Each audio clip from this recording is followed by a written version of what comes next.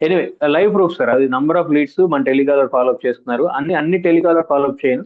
Telecaller ని ఎంతవరకు ఉపయోగిస్తామంటే, మీరు జంక్ లీడ్స్ ని ఫిల్టర్ చేయండి, ఇంట్రెస్టెడ్ బయర్స్ ని నాకు వెంటనే సో నాకు వాట్సాప్ చేయండి అని ఫిల్టర్ చెప్తాను. ఇప్పుడు 2 రకాల క్యాంపెయిన్స్ ఎస్ సార్. వాడుతున్నాం. ఒకటి వాట్సాప్ కన్వర్జేషన్, ఇంకోటేమో lead form ad. So WhatsApp yes sir, conversation అంటే I think it has more high quality than lead form. 100% sir. అలానే రెండు రన్ చేయాలి ఆబ్వియస్లీ. ఇప్పుడు ఖచ్చితంగా కనీసం WhatsApp because leads, lead formats అన్న రన్ వాళ్ళకు చేయాలి. వాళ్ళకి ఇంటెన్షన్ ఉన్నది కాబట్టి they will start conversation on WhatsApp. Lead form ఏంది 100% సార్, 100% సార్.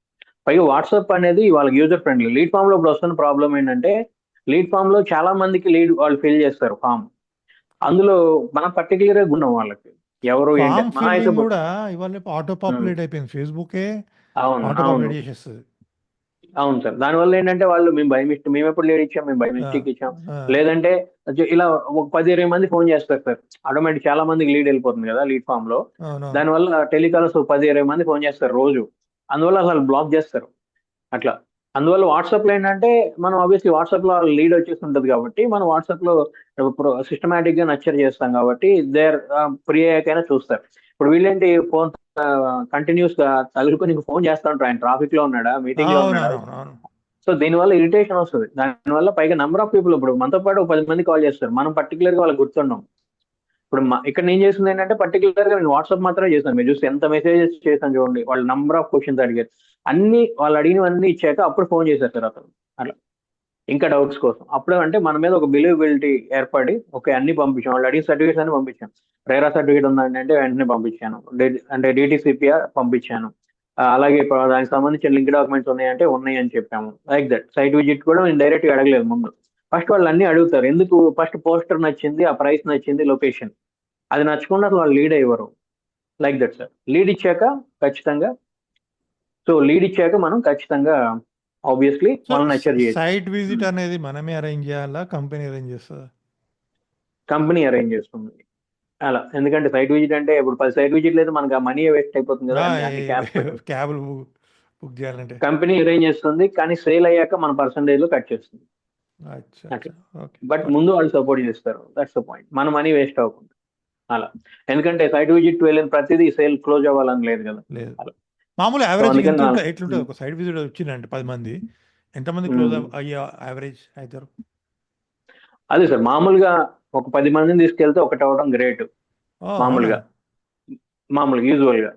బట్ ఇలా మనం వెళ్తున్న ప్రాసెస్ లో ఇలా అడ్వాన్స్ టార్గెటింగ్ లో వెళ్ళి క్వాలిటీ లీడ్స్ ఎక్వైర్ చేస్తే ఒక 5 సైట్ విజిట్స్ అయినా 1-2 సేల్స్ అవుతాయి అలా. ఫర్ ఎగ్జాంపుల్ నేను ఇప్పుడు నచ్చర్ ఒక పర్సన్ చూపించాను కదా సార్ ఎగ్జాంపుల్ కి, లాస్ట్ మంత్ 2 సేల్స్.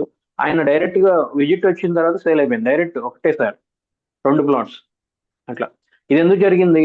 మనం డైరెక్ట్ గా సైట్ కి రమ్మనకూడదు ముందే క్లయింట్ ని. ముందు ఓకే. లీడ్స్ అన్నిటిని మనమే ఫిల్టర్ చేసుకోవాలి.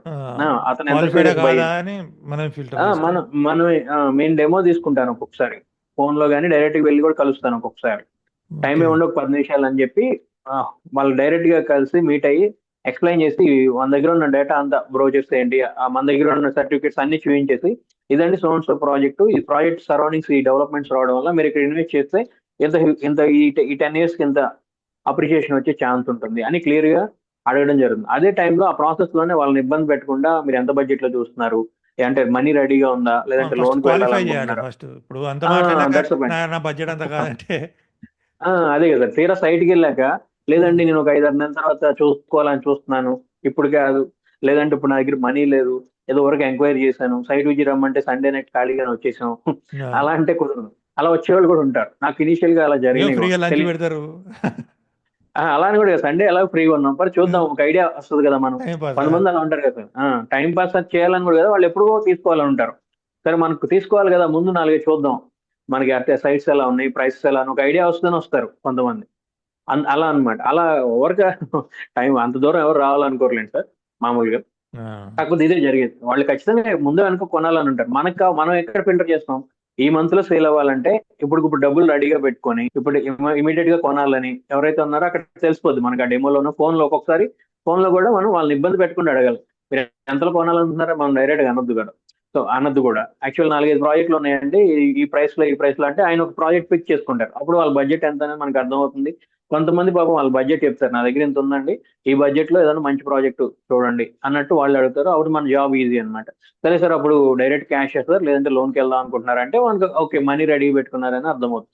సరే, సైట్ విజిట్ కి రమ్మని చెప్తాం. పలానా అన్ని వాళ్ళ ఫ్యామిలీతో రండి సార్, వీలైనంత వరకు సైట్ కి రండి.